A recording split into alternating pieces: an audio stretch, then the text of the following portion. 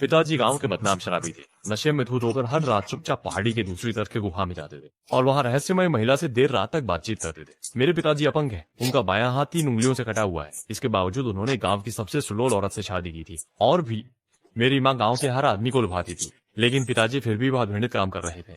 अंततः दादाजी के मरने की धमकी देने पर माँ ने आखिरकार मुझे गर्भ धारण किया, लेकिन तभी कुछ उचंगला दिन दाई डर के मारे लगभग बेहोश हो गए। सुना है कि जन्म के समय मैंने एक बात कहा था। लोगों ने मुझे राक्षस का लेबल लगा दिया, ये मानते हुए कि मैं राक्षस का पुनर्जन्म हूँ, और मेरे पिता को सलाह दी कि वे मुझे पीछे पहाड़ पर भेड़ियों को फेंक दे। और मेरी माँ ने पूरी कोशिश करके मेरी रक्षा की और बचा दिया।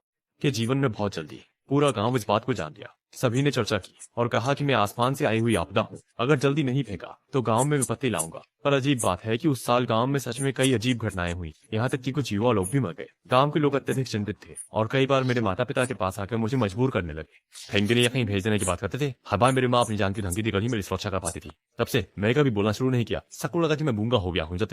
जब मैं 6 साल का था, एक ज्योतिषी हमारे गांव से गुजरे और उन्होंने मेरी कुंडली देखी। उस ज्योतिषी ने कहा कि मैं किसी और के शरीर में पुनर्जन्म लेकर आया हूँ और इस कारण मेरी जीवन रेखा बहुत कठोर है। मेरे आसपास रहने से मेरे माता पिता को हानि होगी और यहाँ तक कि मैं खुद भी जीवन में असफल हो सकता हूँ।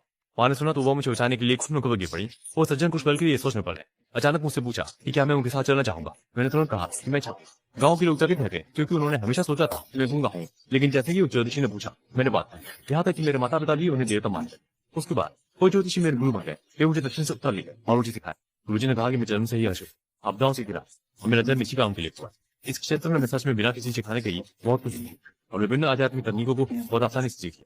कुछ ही वर्षों में गुरुजी ने अपनी सारी कला मुझे सिखाई, छोटे बच्चे से लेकर एक बड़ा लड़का बच गया। एक दिन गुरुजी ने अचानक मुझे घर में बुलाया और कहा कि मैं आपका शिक्षण पूरा कर चुका हूँ, तुम अब बड़े हो गए, मेरे पास अब सिखाने के लिए कुछ नहीं है, परंतु मुझे तुम्हें एक बात बतानी है, क्योंकि तुम किसी और की जान छीन कर जिंदा हो, इसलिए एक जीवन पर तुम्हें कर्ज और भूतों का सामना करना पड़ेगा। हर 9 साल पर एक बड़ी आपदा आएगी। मैं तुम्हें एक बार बचा सकता हूँ, पर हमेशा के लिए नहीं। आगे का रास्ता तुम्हें खुद तय करना होगा।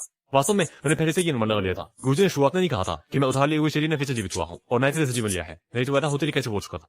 बाद में गूंगा हो गया, क्योंकि बातचीत करने से मेरी जान लगभग चली गई। मैं डर गया, इसलिए बोलने की हिम्मत नहीं हुई। तो वो शिका हुआ छोटा बूथ हमेशा मेरे साथ रहता था। 9 साल की उम्र में मैं इसी वजह से लगभग मर ही गया था। वो तो मेरे गुरु ने 3 दिन तक पूजा की, तब मेरी जान बची। अब मैं 19 साल का हूँ, फिर से जीवन मृत्यु का संकट है। कभी कभी मैं सोचता हूँ शायद मुझे पहले ही बचाना चाहिए था। मैं तो दूसरों की जिंदगी छीनकर दूसरों की खाल में लेता। इस दुनिया में चल रहा हूँ, मेरा जन्म एक गलती थी, लेकिन गुरु ने गहराई से कहा तुम्हें खुद को दोष नहीं देना चाहिए। प्राकृतिक चयन और योग्यता की उत्तरजीविता के नियम के अनुसार जीवन समान है, जीवित रहना और गलत नहीं। मैंने तुम्हारे आगे का रास्ता पहले ही बना लिया है, लेकिन इस बाधा को पार कर पाना तुम्हारी किस्मत पर निर्भर करता है। उस समय मुझे गुरुजी का याद समझ में नहीं आया, जब तक 2 दिन बाद एक खूबसूरत महिला हमारे घर नहीं आई। उसका नाम था फंगलुआ। तो गुरुजी की मदद के लिए आई और अंत में गुरुजी ने उसे मुझे ले जाना है। सीधा मैं थोड़ी उलझन मिला कबूतर के साथ नाजिंग चाइना वाले दिलाने बैठे। लाल कबूतर विशेष रूप से नाजिंग से लांजू मैंने गुरु को खोजना है, फिर उसकी बेटी पर हुई था। कई विषय जो निशान, लेकिन कोई फायदा नहीं। गुरु भाई, क्या आपने पहले किसी की मदद के लिए अनुष्ठान किया? आसमान में 10,000 मीटर की ऊंचाई पर लाल कबूतर मुझे ये पूछ नहीं रहा। हाँ, लिमोग ये मेरे मायने मुझे दिया रहा। वे चाहते थे कि मैं लंबी और शांति से जीऊं। हालांकि मेरे 19 वर्षों की किस्मत होगी आशा की वृद्धि रही। मेरा भाग्य विश्वास से रहा। आपदाओं ने मुझे किया, कई बार मैं मरते मरते बचा। पीछे मुड़कर देखे तो आज तक जीवित रहना वाकई मुश्किल था। मैंने एक फीकी मुस्कान दी। मैंने पहले कभी ऐसा नहीं किया, लेकिन चूंकि गुरुजी ने मुझे भेजा है तो मैं जरूर कर पाऊंगा। अब मैं भी चूसा आपका शिष्य हूँ, जाहिर है साधारण इंसान नहीं हूँ। हौला मुस्कुराई, मुस्कान में कोमलता थी। इस समय दोपहर हो चुकी थी। हम एयरपोर्ट से बाहर निकले और एक काले रंग की कार में बैठे। मुझे आश्चर्य हुआ कि होंगलुआन का एक निजी ड्राइवर भी था। आधे घंटे बाद हम रोज गार्डन मिला क्षेत्र के एक बड़े विला में पहुंचे। लगता है होंगलुआन अमीर है। वह मुझे विला के अंदर ले गया। ये जगह एक एस्टेट की तरह लग रही थी। बड़ी जमीन थी जिसमें लॉन, बगीचा और एक बहुत बड़ा मछली। जब मैं तालाब के पास एक आड़ू के फूल के पास से गुजरा तो मैंने देखा कि फूल की पंखुड़ियों पर पानी की बूंदें थी, जैसे ओस। यद्यपि इस समय दोपहर थी, मौसम साफ था, मौसम में बारिश नहीं हुई है। ये पानी की बूंदें अशुभ आड़ू के फूल की हैं। अशुभ आड़ू के फूल को भरना मतलब है कि मैं नए हवादार हो जाती है और फेंगशुई में से छायेदार जलालू का अशुभ प्रभाव खाया जाता है। पूरे रास्ते में महसूस कर रहा था कि हांगलांग शरीर से एक अजीब तरह की गंध आ रही थी, जो पुरुषों के लिए बहुत आकर्षक, जैसे मादा जानवर के प्रजनन काल की गंध। ये हांगलांग की समस्या नहीं, ये उस घर की फेंगशुई की समस्या। मुझे खुद इस बात का पता नहीं था कि ये फेंगशुई की समस्या उसकी किस्मत को कैसे प्रभावित कर रही है, जैसे किसी इच्छा और आपने इस स्थिति को देखते हुए मुझे शक है कि हांगलांग के घर में किसी ने कुछ साजिश रची। फेंगशुई में समस्या आना आम बात, लेकिन ये इंशुता वैसा कभी भारी बात नहीं। होता है कि कोई उसके खिलाफ साजिश। फिलहाल सबसे जरूरी काम है पहले उसकी बेटी की स्थिति देखना। आखिरकार इसी के लिए होंगलुआ ने मेरे गुरु को बुलाया। आप पहले बैठिए, मैं आपके लिए चाय बनाऊंगा। जैसे ही हम बैठने लगे, होंगलुआ ने सोफे की ओर इशारा किया। मैंने कहा कि इसकी जरूरत नहीं है, उनसे पहले उनकी बेटी को देखने की। ठीक है, फिर आपको तकलीफ। मैं जैसे ही बड़ी गति लिया, होंगलुआ का चेहरा तुरंत गंभीर हो गया। अभी जल्दी से मुझे दूसरी मंजिल पर बाईं तरफ की पहली को रखी।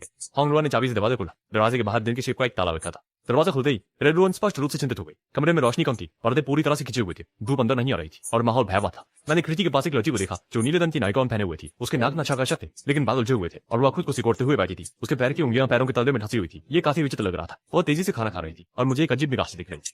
खिड़की पर और जमीन पर काफी खाद्य सामग्री के पैकेट और भोजन का कचरा बिखरा हुआ था। माहौल गंदगी भरा लग रहा था। मैं महसूस कर सकता था कि हवा में कोई और अजीब सी महक तैर रही थी। हांग लुआन की आंखें लाल हो गई थी। वो ऐसी हालत में कई दिनों से है, यहाँ तक कि पहचान नहीं पाया। मैंने सजा से लिया कि चिंता मत हो हालन, मैंने शिरों पे स्थिति कर लूंगा। मैंने अपने साथ लाया हुआ कपड़े का पैकेट निकाला, उसमें से काली से गवती जाकर ठेडी पर अभी और हालों को देखते हुए कहा, लालुआ की बेटी वो धूप की ओर आकर्षित हो रही थी। एक तरफ खाना चबाते हुए धूप को दिखाई थी। क्या तुम्हें बहुत भूख आती है? मैंने उसे दिलचस्पी से देखा। लालुआ की बेटी कुछ नहीं बोलती, बस हंसती है। एक ऐसी हंसी जिससे दिल में अजीब सा डर हो जाता है। यह स्पष्ट रूप से साधारण गंभीरता नहीं है। ऐसा लगता है कि उसमें भूख से तंत्र हुआ था। मैं बिस्तर के किनारे बैठ गया।